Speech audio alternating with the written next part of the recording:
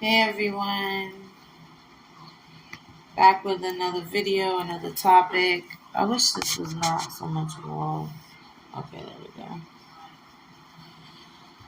So before we get started, I want to do a little check-in and say what's up to you guys. I put way too much dye in my eyebrow and took my locks out, but I'm starting to feel more grief with the passing of my father, and I have a lot on my mind and on my heart. So I'm going to check in and say hi before we start exploring polyamory together and learning what it is and what it looks like. And I'll be sharing some personal stories of my experience being polyamorous.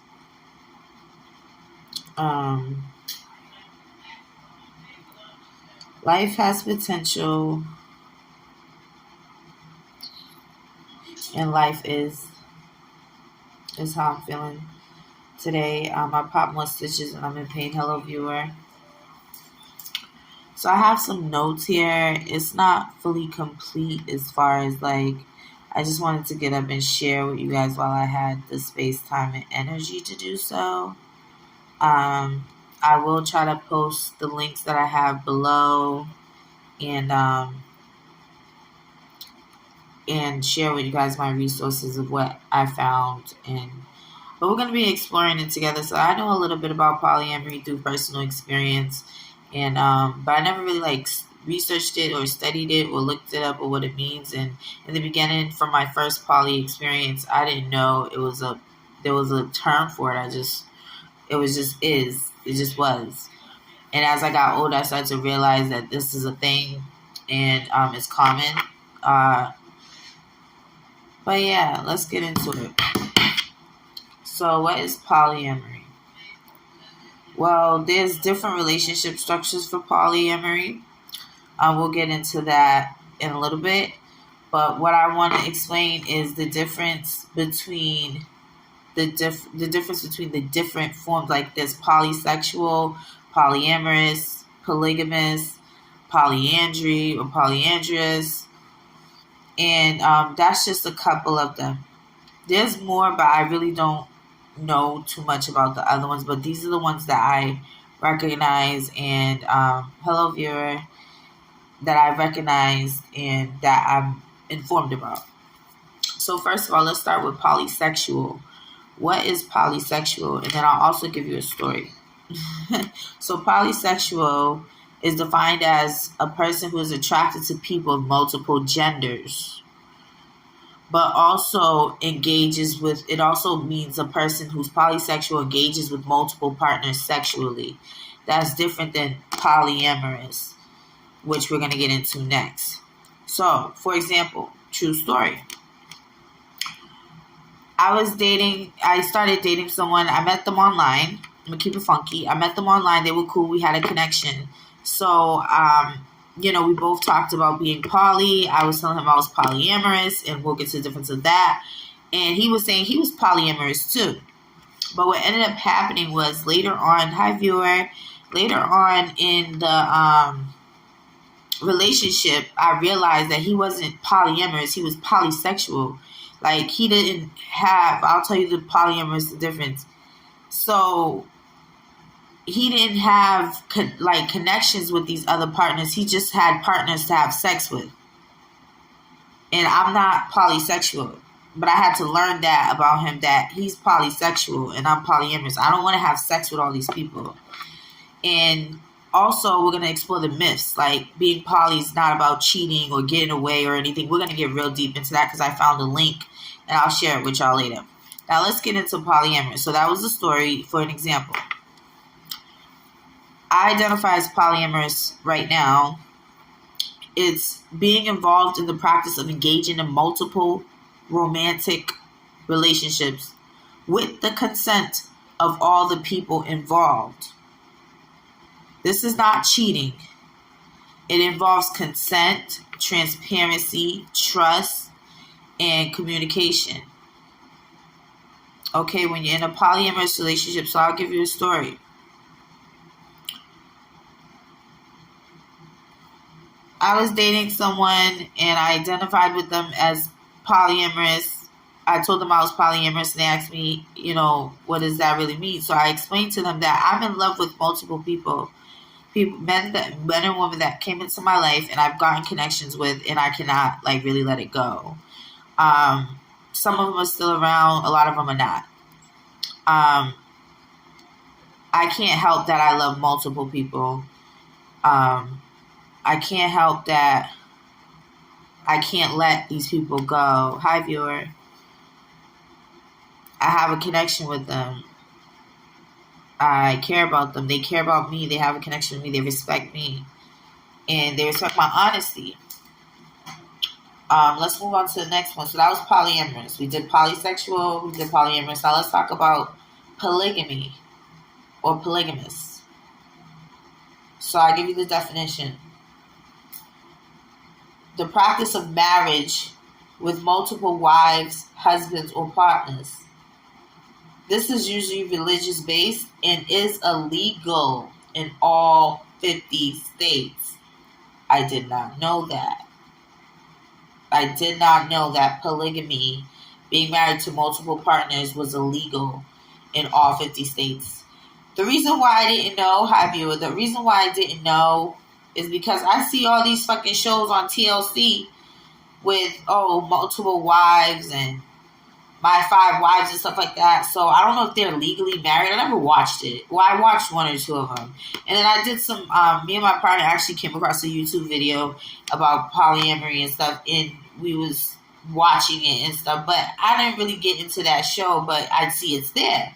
So I didn't know that it's illegal to to have a polygamous marriage in the United States, in all 50 states. And so I just did my research just now.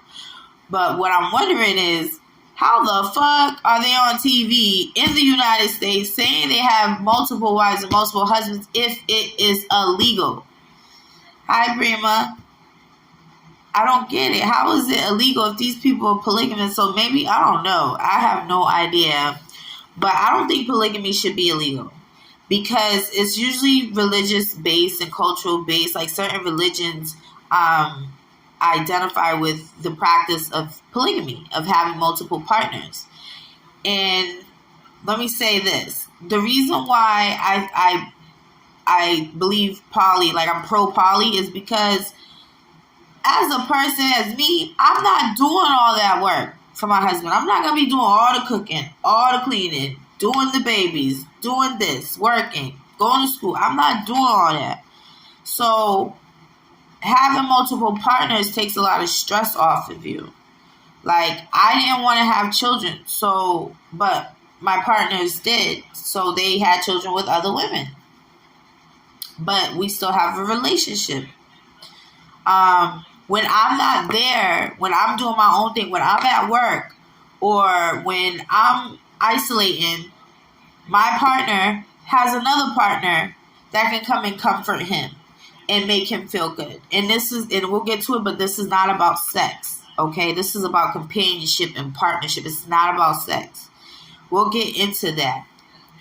But what I'm saying is, it's good to have somebody there to pick up the slack, or to always be there, because you can't always be there all the time for a person by yourself or by their self.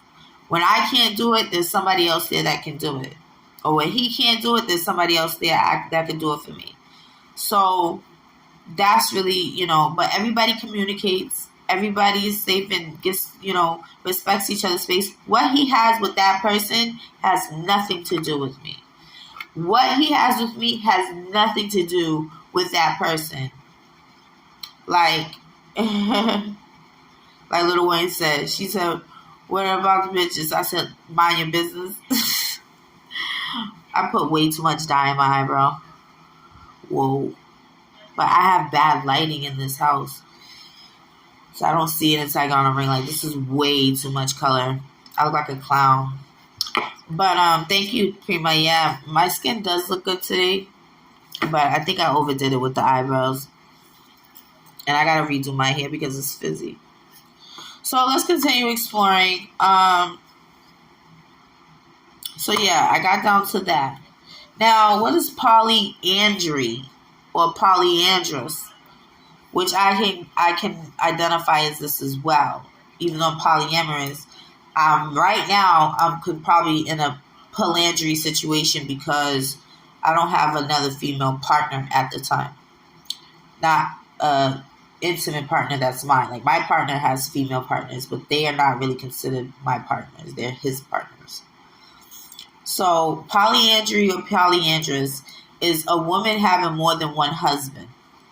So a girl with 2 husbands. Hello, viewer. So we did polysexual, polyamorous, polygamist, and polyandry. And a woman having more than one husband. So that's a little taboo because a lot of men, one thing that messes up my head in these situations, it's going to be a long video, is that it's natural. It's like almost like a societal instinct or like it's like a thing, right? Men always want to feel like they're the only one. Like they're the only one that's ever been with you or inside of you. And I'm talking sexually.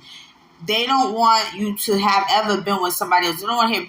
You sit there and talk to you about all these women they hit, or talk to you about all these different girls that they've been with. But when it comes down to a woman, a man wants to think he's the only one. So polyandry is not really like when a woman wants to have more than one husband. It's kind of hard to create that dynamic because men get jealous and insecure, and it just doesn't always work. But you have to be honest, like. My partners know of each other. They don't, connect or talk to each other, whatever. But I tell them, my ex-fiance is in the picture, or, my honorary husband is in the picture. I call him my baby daddy because I was pregnant for him years ago. But that's a whole nother story. But they know of each other, and I had other companions, and I had to let them go. But this is things like, my whole thing is to have manifested a great poly situation with multiple companions, or to have the 100% or the 80% in a monogamous relationship. I'm not settling down with somebody that I can't have the 80% with. I'm not settling for a 40% or a 60% relationship. I need at least an 80% connection in order for me to settle down and be with one person. And I'm just keeping it funky, because if you can't do these things that I need, and I have to go outside of the relationship, you should respect that, because somebody can be my moon, somebody else can be my stars, and somebody else can be my sun. But I really don't want to do that. But if it is what it is. Like, whatever the universe wants for me, maybe the universe wants me to be poly, maybe the universe wants me to be monogamous. I have no problem with monogamy. I can commit, and we're going to get into that in the research. It talks a lot about that. So, before we go into the myths about polyamory, let's talk about the different structures. Okay. This is going to be a long video, y'all. I don't want to read all that, but I'm going to. And I'm going to share the video with y'all. See if I could turn this around. Excuse me. Okay. So this is what I'm reading from choosingtherapy.com. This is a whole article, but I'm not going to read all that. I'm just going to read what we're here for. Okay, so this is a good one to read. Is polyamory cheating?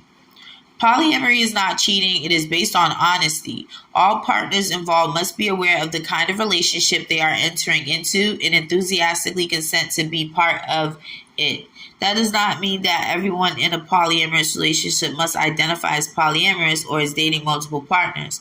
There are plenty happy mono-poly relationships, but it doesn't mean that cheating on a partner you have been monogamous with from the inception of your relationship and then calling it polyamory when your other partner is revealed is not polyamory. So basically what it's saying is you have to have communication. Like, one of my partners has a partner who's not polyamorous. Okay, and then another thing is like open relationships. Like, I wonder what the difference is between an open relationship and a poly relationship. Like, what is the real? Obviously, an open relationship is like, okay, I am in this relationship with a person, but it's not really it's a situationship because you see them sometime, they disappear, they come back or whatever, but you still have a connection. Doesn't mean love or anything, but y'all have a connection. Y'all bind. And having an open relationship meaning you could go outside of relationships to see what you want. So that's another word. I think it would be another way to explain polyamory. But it's really not the same. Because I've had an open relationship before and then I've had poly relationships. So I'm not going to read that whole thing, but I will post the link.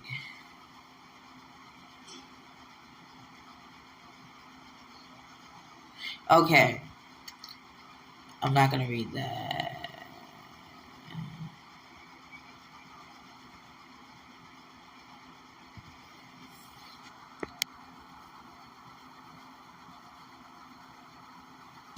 Oh, the laws against polygamy are not. This is polyamory versus polygamy. I'm just reading snippets from this article. This shit is long as fuck. The laws against polygamy are not likely to change within the United States anytime soon. This often leaves members of polyamorous relationships in a culturally mandated hierarchy wherein only one DWAD within the relationship is culturally and legally recognized. I don't know what I just read, you guys. But I hope y'all got it. Okay, so this is what I really wanted to get into, the types of polyamory. So there's 9, according to choosingtherapy.com, there's 9 types of polyamory. These are the positions, basically, because remember, we spoke about the polyamory, polysexual, polygamist, polyandry, right? Now, in these poly situations, there are where they have labels and structures. They have different structures. So one of the structures is, and I'm not going to read everything, I'm just going to read a snippet. One of the structures is the hierarchical, I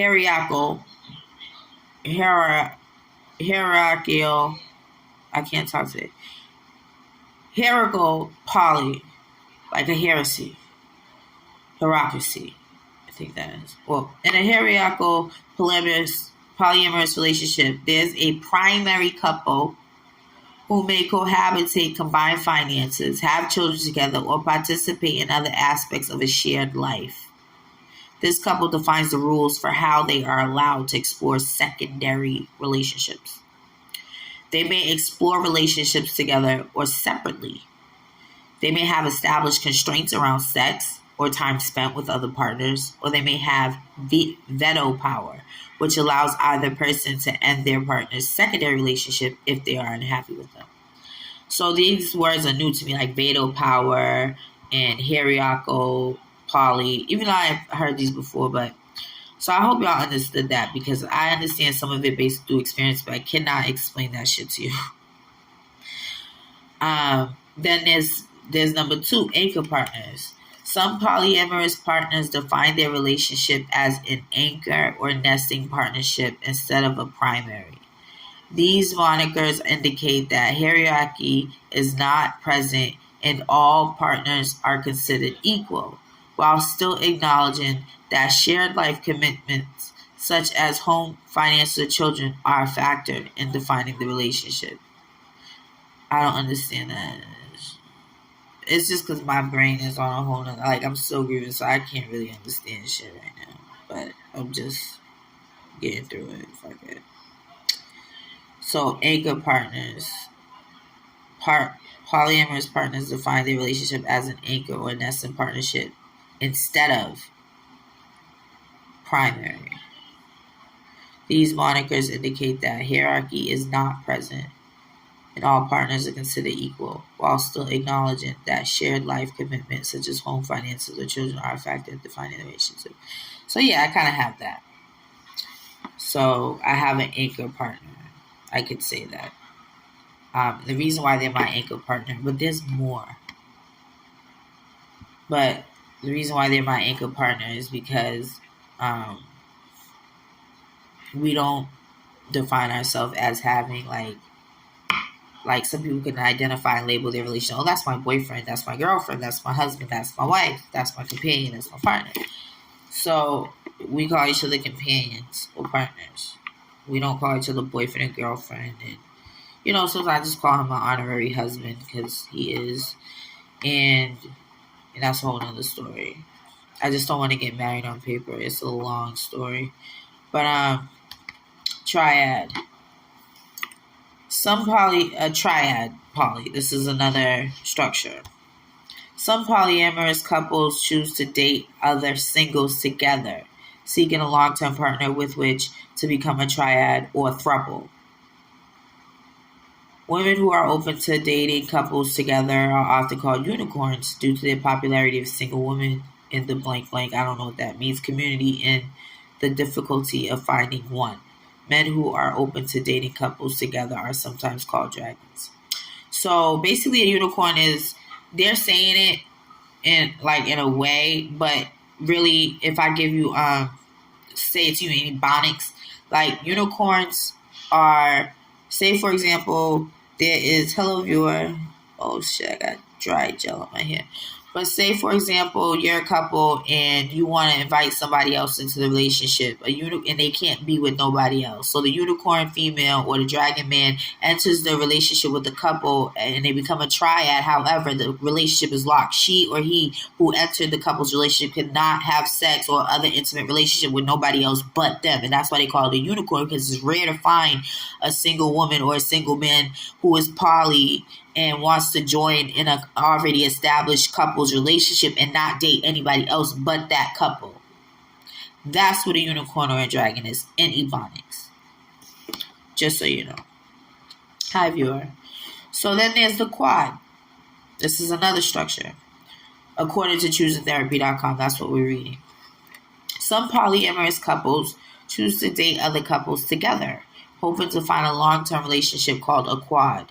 In a quad, all partners may have a sexual and romantic relationship with one another, or perhaps only cross-gender partners have a relationship with one another, or any combination of the four involved.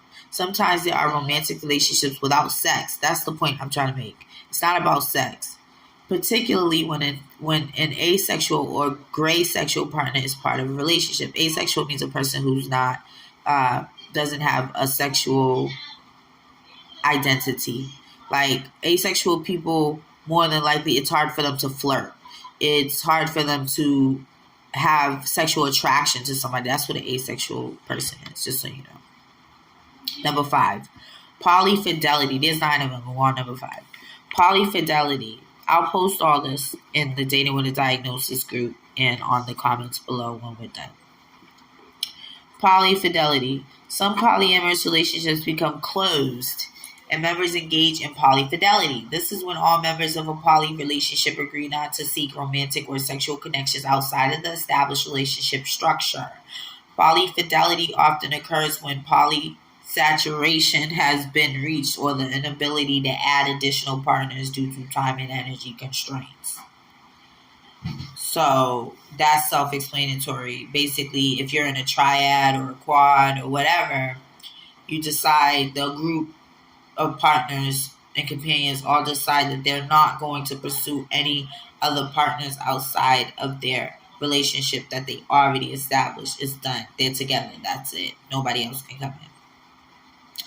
So that's what that is, polyfidelity. Then they have number 6. It's called V. I don't know what that is, V. But here's the definition. Very commonly in polyamory, one person dates 2 people separately. They are then the pivot in a V-style relationship. Their 2 partners are metamors to one another, and those 2 people might never meet, or they may become close friends, but they do not have a romantic relationship. Let me explain that, because I can identify with that. Here's a story. So, say right now I'm entertaining 2 partners, 2 male partners. They never meet. They know of each other just based off the consent of the relationship so that we can all know what's going on and nobody's left out of the loop, right? So I'm dating these 2 people, but they're separate. They don't date each other, right? then the one of them has another partner who is not my partner, like I said earlier, but is his partner. Me and her have met, and we have our own. It's not a relationship. It's like we just met, and we cool. Like we chill, all three of us together, and shit like that, just like that. We don't have sex. We we just hang out. Talk, shoot the shit, play cards, chill, have a drink, chill. But me and her are not partners, and me and her won't do anything. Even if them two are fucking, that has nothing to do with me, because it's not about sex. Which you're not fucking, but just saying, for example. So, I hope that made sense to y'all. So the next one is, let me drink some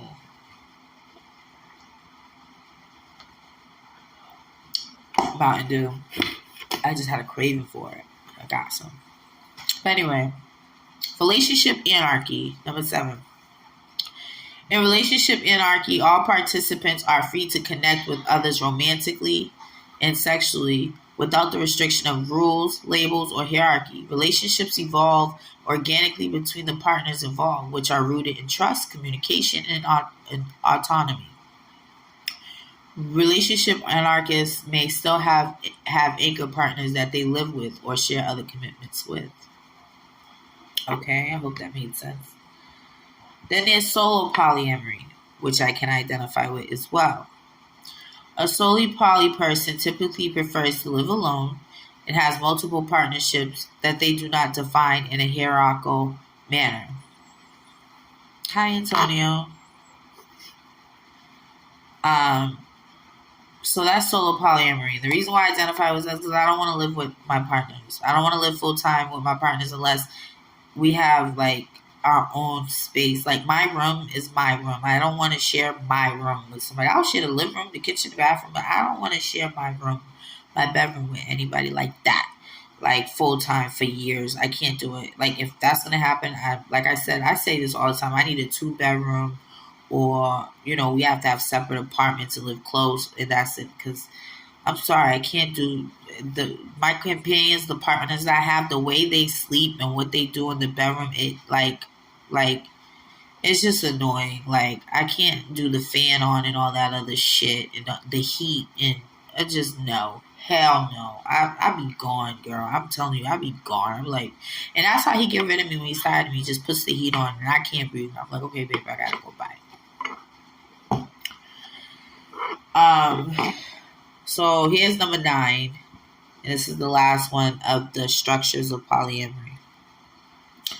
Polycule. Never heard this before. A polycule encompasses everyone on the relationship map, including all your partners and metamors, whether or not they cohabitate, which means cohabitate means like live together. There may be polycule meetings or discussions to consider decisions which have implications for everyone involved. These are a few basic examples of what a polyamorous relationship could look like. The options for polyamory are diverse and complex.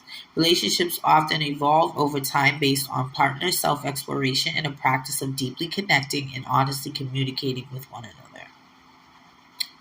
So, that be the end of that. And then this website has more on communication strategies in polyamory.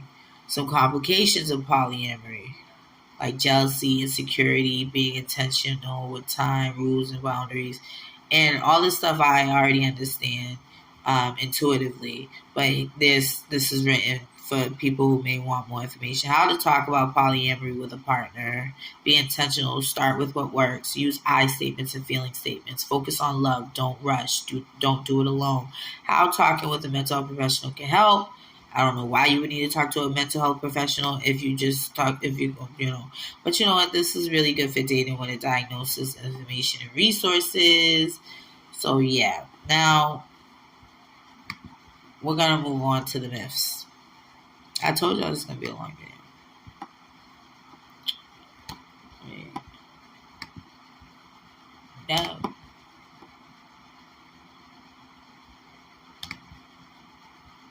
So here we have, and there's more, but here on glamour.com, I'll post a link below, is the 7 myths 7 polyamorous relationship myth. It's time to stop believing. So I'm gonna read the headlines and maybe a little bit like, this is a lot to read, and I'm not really for it right now. But myth number 1: polyamory is mostly about having a lot of sex. That is not true. It is easy to assume that the appeal of polyamory boils down to having sex with multiple people. After all, even die-hard monogamists tend to feel pangs of desire for others. It's only natural. That said, the first thing most poly people will tell you is that they aren't into polyamory for the sex, or at least not just for the sex. And then there's more. So myth number 2: a polyamorous relationship is for people who don't want to commit. That is not true. Let's see what she says. Traditional relationship mores dictate that we shouldn't spread ourselves too thin and instead direct most of our attention, affection, and love toward our significant other, one significant other. But if you've ever struggled to squeeze your significant other into your calendar, you could probably appreciate just how complicated this could get as the number of relationships you're maintaining expands. This in fact is one of the key challenges of living a polyamorous life. One that most people attempt to manage through good communication and clear effort to balance multiple partners' needs and desires, and for the sake of practicality, shared calendars. So this is about sharing time. So the myth was a polyamorous is just for people who don't want to commit. And that's not true, because we do commit. And that's the thing. Once you fall in love with somebody, fall in love takes 2 people. But once you love somebody, that's a one-end deal. But falling in love is, and this is intuitive message, to be in love, like fall in love, it takes 2 people. But it takes only one person to love, if that makes sense. So with that being said, the myth is we don't want to commit, or we don't want to make a decision, or we're being greedy. And that's not the case. When you truly love somebody or fall in love with somebody, you have a connection, and it's in your star-crossed, or it's a twin flame or something, the best thing you can do is never let go. And that's what happens with poly, because you can love more than one person. Even people who are monogamous has not just loved one person in their entire life. Like, before you found the one that you ended up with, I'm sure you dated somebody else. I'm sure you had puppy love. I'm sure you see what I'm saying? So there's no way that somebody can say you can't love multiple people, because that's not even realistic. Because even before you end up with who you're with, you was with people.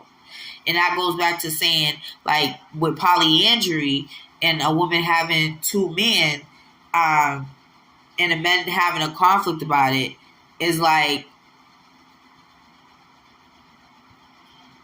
it shouldn't even be an issue. You know what I mean? Because once you love somebody, you shouldn't just stop loving them because they fucked up or didn't work out or something. If you really love them.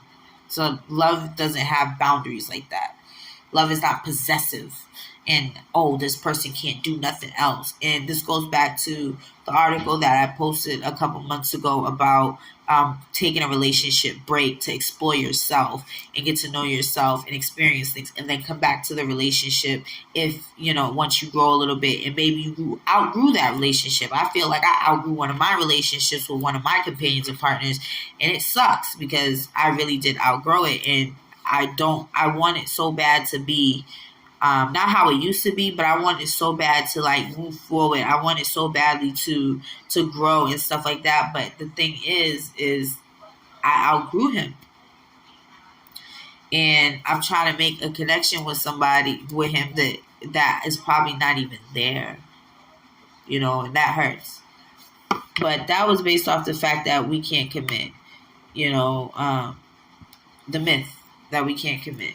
That's not true. So myth number 3, there's 7 of them. Well, myth number 3, polyamory can never work long term because humans are jealous by nature. So I'm not going to read what she said. I'm going to do an intuitive, right? So polyamory can never work long term because humans are jealous by nature. So that's the myth. That's not true. Now, yes, what is true is humans do experience insecurity. Humans do experience jealousy, envy, and things like that. Let me tell you the way I deal with that, right? In my polyamorous relationships with my partner, I may say, you got to be upfront. There's a word for it that they use in polyamory. I forgot what it's called, but it's natural to feel that way. But you have to catch those emotions. Allow them to accept the fact that you are jealous or, feeling insecure, and let it go calm. You can't just react on it. It's something you have to control. And so, in my experience, whenever my partner is focused a lot or doing things with the other partner and I start to feel left out, I communicate that maturely, like a mature adult. I don't go around sneaking up, popping up the house, slashing tires, busting windows. All of that shit is weak. I'm just letting you know. That shit is weak and is dead. So when he's spending time with the other partner and I need him or I feel left out, I say, hey, babe, I'm glad you guys had a good time, but I really wish I was invited. I really wish I could have went. And I'm feeling, insecure about it, or I'm feeling down about it. And a good partner, a mature partner would say, oh, for example, oh, I'm sorry you felt left out, babe. Maybe we could do something, me and you together alone, or the three of us can get together and do something, go out for pizza, or sit down and watch a movie, have some drinks or something to make up for you feeling that way, so that you know that I still love you just as much as I always did, or I love you even more today than I did yesterday. And I want you to feel confident in this relationship, even though there's somebody else too. But I want you to feel, you see what I'm saying? You communicate that as a mature adult. And this is based off of the myth number 3, polyamory can never work long term because humans are jealous by nature. And I can't stand that if one of my partners that I'm with and he end up in a different relationship with somebody else, maybe it's not like boyfriend and girlfriend, but he may be just smashing somebody else, televiewer, he may be smashing somebody else, and that person is telling him, don't talk to me, and you can't text them and stuff like that. Like, who the fuck are you? First of all, I was here first. And it's not about that, but I'm just saying in general, like, since your vibration, you're vibrating on a low level and you want to be insecure and you want to control a situation, this is not your situation. Since you want to vibrate on that level, when you get down to your level, I was here first, but I wouldn't say that as a high vibrational person. I don't even think that way. But because this person's down here, I have to come down here and explain to them, hello, viewer, that I was here first and you're coming into a situation that's already established. You can't tell my partner or my companion or my boo to stop texting and calling me. And it's not even about a sexual thing, because he's just smashing you. If he like you, that's different too. If he like it, I love it. If he finds something, if I'm just his moon and he find his stars, how am I going to hate? When I love somebody, when you love somebody, you want them to be happy even if it's not with you. You want them to be happy. And that's straight facts. So when when a relationship doesn't work out and I see this person with another person, I don't get jealous and mad and start hating, or if they choose somebody over me, yeah, I get sad. But I have to recognize those emotions, cope with them, and let it go, because it's a weak emotion to be insecure and jealous and vindictive and vengeful. If this is going to make that person happy that you love or that you're in love with, let them do that. If they have to move out of the state or move out of the country and you're heartbroken or something, but that's what's going to make them grow. That's what's going to make them a better person. And you'll love them even more for that at the end of the day. That's true love. True love never dies. That's like what I don't like when people break up. We're still on myth number 3. Polyamory can never work long term because humans are jealous by nature. I can't stand when people are in a relationship, oh, this is my boo, I love them. They're all over Facebook. Pictures, quotes, everything. Oh, tag, boo, boo, boo, boo, boo, right? I love you, right? And as soon as they break up, it's fuck you, your pussy stink, your ass is dirty, your fucking mouth, your breath stink, you're fucking nappy headed, you're dumb, you're stupid, you're a cunt, all of a sudden. That makes no sense. You playing around with love. You playing around with emotions, because they say there's a thin line between love and hate, but there shouldn't be hate after love. And the opposite of love is actually fear. It's not hate. You see what I'm saying? And actually, one of my partners, my ex-fiance, he said that to me years ago. He was like, how do you love me and you're afraid of me? I wasn't afraid of him. It's just I was so traumatized that I was afraid to be I was afraid to like really all the way connect with him. Hey, Prima. I was afraid to all the way connect with him because of my trauma. And one night we was talking on the phone. He said, "How you gonna be in love with me, but you're afraid of me at the same time?" And that was the wisest thing he's ever said to me. And that's why I titled my book "Love versus Fear." So, jealousy is a weak emotion, and you gotta reel that in, because that's why they have crimes of passion and people go into rage because their partner was with somebody else and they were cheating. I can understand cheating is bad. However, polyamorous knocks all that out because some people are not made to just be in one relationship, but we're going to move on from that. But that was just based off of that myth. Now, myth number 4, orgies are the name of the game. Summary, which they said on this one, because what? So that's a myth. It's not about orgies. In the same way that polyamory isn't all about sex, it also isn't all about group sex. That's not true. We don't all be smashing each other. As we learned earlier in the different structures of polyamory or poly, that it's not about sex. Like, you can have 4 partners, and that's not like your partner has partners. That don't mean you sleeping with their partners. They may be, they may not be, for the sake of being poly too, because sex complicates things in polyamory. It really does. I'll tell you a story. My first polyamorous relationship,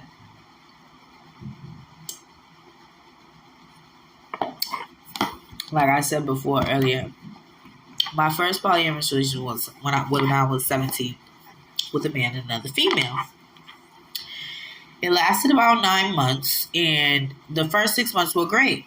And I was with the guy before that, but I was also with the girl years ago. So I was 17, and me and the girl was actually girlfriends when I was about 14, 15. We lost touch. She moved somewhere, I moved somewhere. We lost touch. So we never really broke up or ended the relationship. It just like happened. And we're kids, so we don't have control over like what's happening in our life. So we got separated. And then when I was 17, I started dating this dude. And we ran into her. Me and him was together for a while already. So we ran into her. I was like, oh shit, that's my ex-girlfriend. Blah, blah, blah. I love her. She's cool. This and that and the third. So the first 6 months with the 3 of us was great. We hung out. We went to parties as a couple. We comforted each other, supported each other other ways. We rolled each other's blunts. We poured each other's drinks. We rubbed each other's backs. We did everything together. It was cool. We went shopping, dressed up like twins, did each other's hair, So it was cool. It was a triad type of relationship. According to Choosing Therapy, we just read, it was a throuple, a triad poly relationship, because it was 3 of us. Now, the last 3 months of the relationship was very difficult, right? The man couldn't handle having 2 women to please. And because I was the original partner with him, he started making up lies about me and the female. Like saying shit like, oh, she's jealous of you. She wants to be number one. She's trying to take me away from you. We need to get rid of her. This is what she said. This is what she did. But on the low, what's so crazy about it is, remind you, she was my girlfriend first from back in the day. And we never had a problem. Even while he was saying this, when he would go out to go work or go hustle in the streets, me and her sitting in the house rolling butts, chilling. Great. Good energy, good vibes. And there was no facade about it. It was nothing fake. I didn't feel no fake, funny energy from her. But he couldn't handle it. He couldn't handle having 2 women to please. That's what happened. So he started trying to break up the structure. What ended up happening was the girl had to move out of the state. So again, me and her never really broke up. We had a good connection, but she moved and it was just me and him. And eventually I broke up with him because he was a piece of shit. So that's that story about that.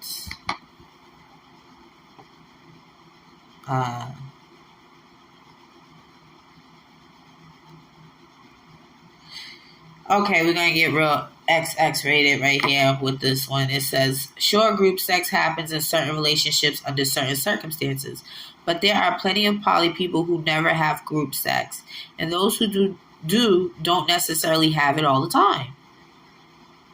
And that in Glamour.com says this is paid by Paige Turner, a relationship coach and writer of the blog Polyland. Oh, I should look into that. I'm going to pop that open and save it for later. Another thing about, and it's going to get a little extra, another thing about like the main reason why, for example, I'm going to just speak for myself. And God forgive me for being a little X-rated, but I don't really prefer group sex. The reason why I don't prefer group sex is because sometimes when you have group sex, which is like, could be 3 people or more, somebody always gets left out. There's always someone doing more work and someone not getting pleased. And it's hard to kind of make a balance. Like, it could happen, but some people are so, when it's a sexual moment, some people are so selfish. Like, they want done, but they don't want to do. So that's why I don't really fuck with the group sex thing. And probably some other people can agree with that. And it's not a bad thing to have group sex with your partners, but it's like, it gotta set a type of tone. You know, it can't be forced. It can't be coerced and shit like that. It has to be very consensual. But anyway, myth number 5. Polyamory is for commitment phobes. Like, people afraid of commitment. No, that's not true. Polyamorous is like one of the epitomes of commitment. I'm committed to staying together with this person for better or worse, or whether they find somebody else or not. I still want to be involved in their life. I still care if they live or die. I still care if they're sick or healthy. You know, and even if they're with somebody else, even if they don't talk to me while they're with somebody else, they're still in my heart. So it's not really for commitment phobes. I'll post links so y'all can read it. Myth 6. This is my favorite one. Poly people are more at risk for an STI. Definitely not. That is such a myth. Okay. Story time. So the myth is poly people are more at risk for an STI. Let me tell you something. Every poly relationship I've been through, every partner that I've had, we are very cautious about safe sex. I personally, I used to volunteer at a gay men's HIV/AIDS clinic when I was like 12, 13, and 14. And we learned a lot about sex. We learned about safe sex. We learned about STDs, STIs. And we also was able to teach other people about safe sex and wearing condoms and birth control and, getting tested. So let me tell you something. Every poly relationship I've been in with partners, we get tested. We also use condoms too, but condoms don't protect you against everything. So, and we also practice abstinence. Like, we're not, I went over here and fucked this nigga, and then 2 days later I go and fuck my other partner. We don't do that, you know? So we get tested a lot. Some of us get tested every 3 months. Some of us get tested every 6 months. Some of us get tested. It depends on your sexual, what you've been doing. But we always get a clean bill of health before we check each other out. We get tested way more than people in monogamous relationships. And I know people who are in monogamous relationships who got cheated on and got STD like crazy. Like, you with this one person for 6 years, you think you so goody two shoes, you want to call me a hoe or a what they call a slide or whatever, right? But you in this one relationship with this one man, and he's already giving you 2 STDs. You see what I'm saying? So people just be making up shit in their fucking head, and it's like, poly people who are responsible are in it for good reasons and understand it's a dynamic for companionship and support. They know we got to get tested. We're going to be doing sex and stuff like that. We got to get tested. We got to wear condoms. We got to, keep ourselves clean and protected and respect each other. We do it for them too. Like, I get tested a lot, even when I'm practicing abstinence, because some STDs, like I said, I learned about it because I volunteered. Some STDs and STIs will lay dormant. And it can pop up. You had sex that month, you don't have sex again, and then eventually, by the second month you have a dormant STD happening. Okay, so the myth is poly people are more at risk for an STI, and no, that's not true. Because a lot of people who are poly want to be safe. They want to make sure, so they get tested more often. Especially, like I said, there's people who I know in monogamous relationship who got STDs by there, and they still with them and all. See, this is why we talk about, that's the cheating and the lying. And why cheat and lie when you want to be with multiple people, when you could just identify as a polyamorous and be a man or a woman and be mature and say, listen, I'm in love with you, but I also want to explore other relationships. Instead of cheating behind somebody back and passing STI, STD, and you don't know what the fuck is going on with your body or who they've been messing with and all that. You feel me? So that's that. Where you going? To Melvin's, and I'll be right back. Give it to me. Let's move on. Yeah, they probably gave me a bumper sticker. But no, wait, no. I'm going to Melvin's and I'll be right back. Come back, please. I'm scared. Okay. I'll be right back. Oh, I got this. Move on. Sharon said hi. Hi. She said hi. She's on live. Bands off our bodies. This is a sticker. I get a couple of these. But yeah, this is dope. Bands off our, I can put it on my card, but I usually put it on my notebook just to move on. And it's funny we talk about this because this has a lot to do with your sexual identity. And we're talking about that now. So Jason B says, you are right. I was in a poly and noticed that the women check each other. Yes, a lot of responsibility with it. So people really have smaller partners. Smaller partners. I don't know. But, yeah, exactly. Like, ain't nobody got time for that to be getting no goddamn, putting each other at risk and stuff like that. So, last but not least, myth number 7. Polyamory practitioners never get attached to anyone. That's not true. I'm not going to read what she said. I'm going to just give you intuitive. So, the myth is people who are polyamorous never get attached to anyone. That's not true. We're poly because we are attached to these people. And we can't, separate that bond from them. And somehow along the line with going through life, we meet people or we reconnect with people. And I can't say this. It is a little bit about like not having control, like not controlling urges, but the thing is you can't help who you love. And that's what it's really about for me. It's not about sex. And that's how it is for a lot of people. It's not about sex. I told y'all earlier, like, this guy that I was dating was saying he was polyamorous, but come to find out he was polysexual. And he wanted me to engage in sex with all these females that he met and shit like that. And I was like, no, I'm not having sex with them. I'll have sex with you.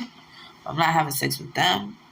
So, that didn't work out or whatever. Because then after I seen all the people he was sleeping with, I really didn't want to fuck with him like that. But, yeah, just being poly is not always a bad thing. It's not about what, so we talked about the myths. We talked about the structures. We talked about the different styles of polyamory. And this is a good time if anybody wanted to mention something. Even, like, we'll probably one day talk about the benefits of monogamy and stuff. But I really just, me personally, I'm just feeling like I want to get all that I can out of love in the relationships that I have. I want to get all that I can out of my life. And life involves, there's people around you. There's somewhere in the Bible that says, you're not supposed to walk alone. Like, this times you have to, but this journey, you have to have relationships and anchors and people that support you and love you to help you nurture yourself. And that's what Dating with Diagnosis for me is all about. It's all about getting to know ourselves intimately, spiritually, mentally, emotionally, medically, so that way we can foster better relationships with other people. We can let people know maturely how we feel and set boundaries and be healthy in a non-toxic relationship, identify red flags. Oh, this person likes to party every weekend and I like to sleep on the weekends, and I can either put up with that and accept that, or I can move on and find somebody who don't party on the weekends. Like, I'm sorry, I'm not dating any more athletes. I'm not doing it. I'm not dating no more athletes. And I know this motherfucker's an athlete, but he's an exception, not the rule. But like I said, I'll put up with his shit. But I'm not gonna date no other athlete. My other partner, he's a rapper. I don't mind dating musicians. But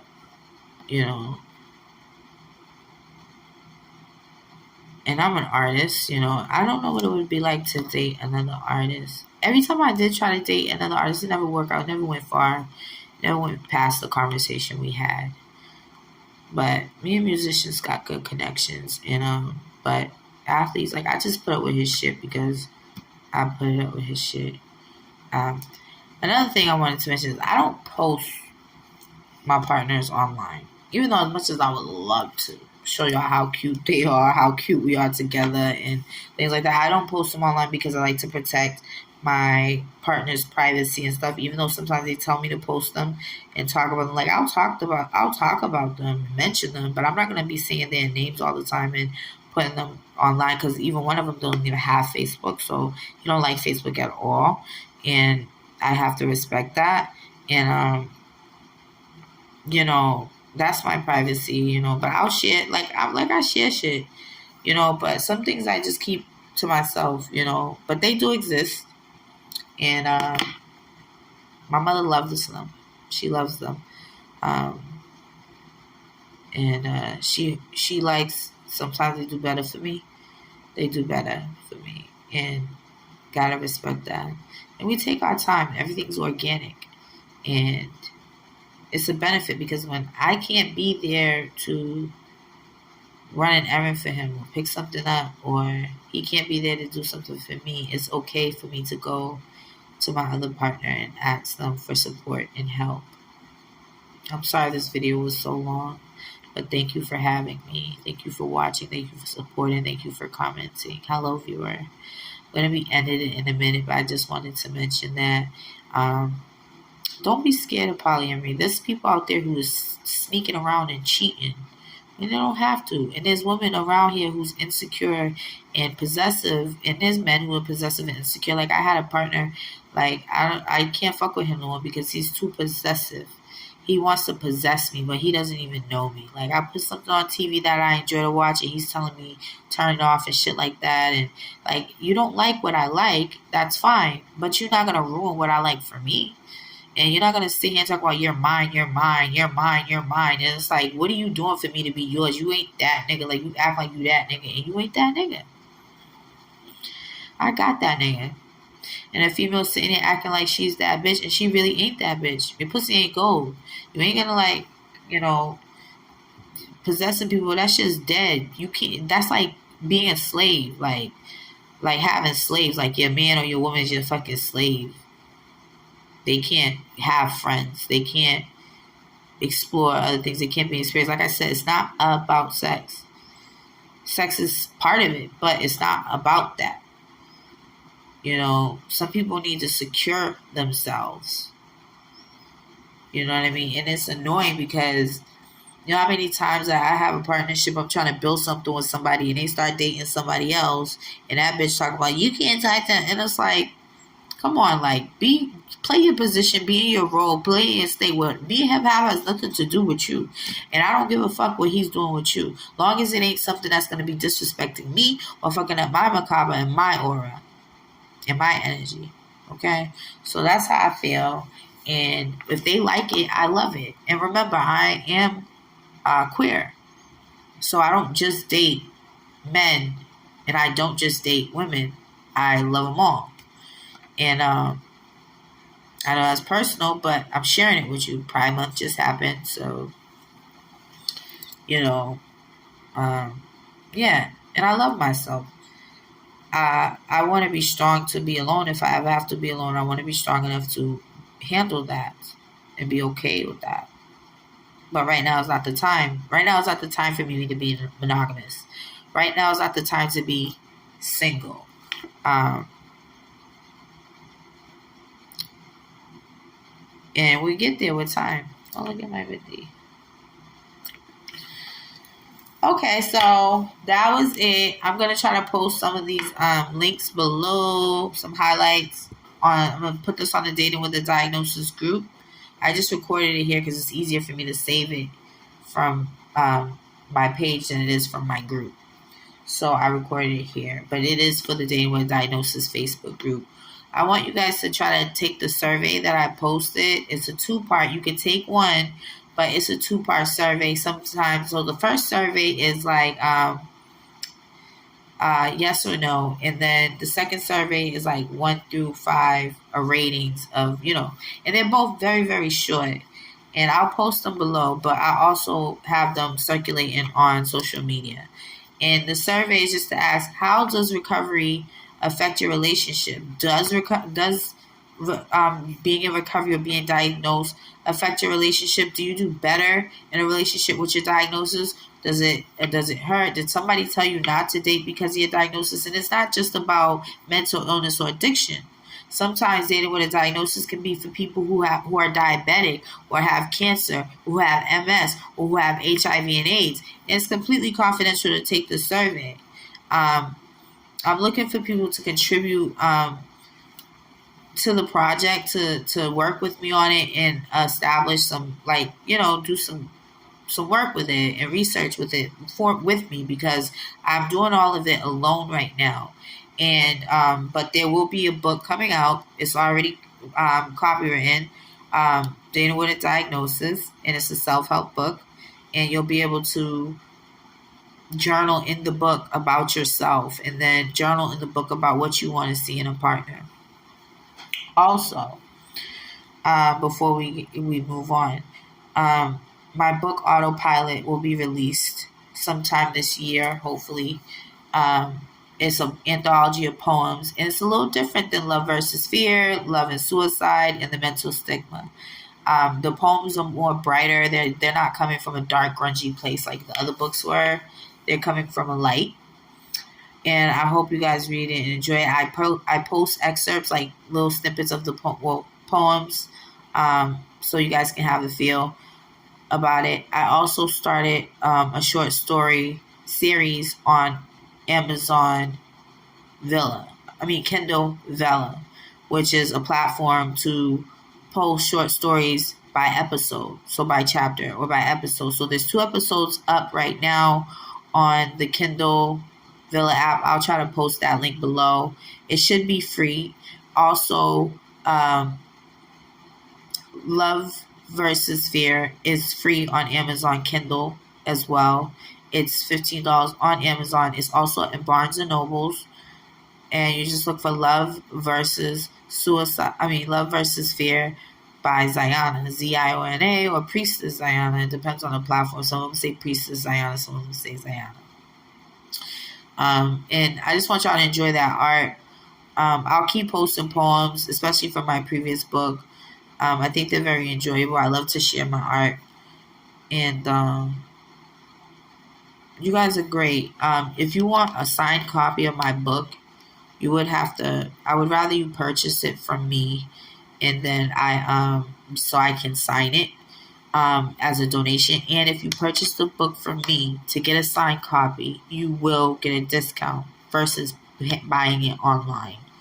I put it online. You guys can read it for free online, but some people want to have it as a collection or just to have it, or they want a signed copy.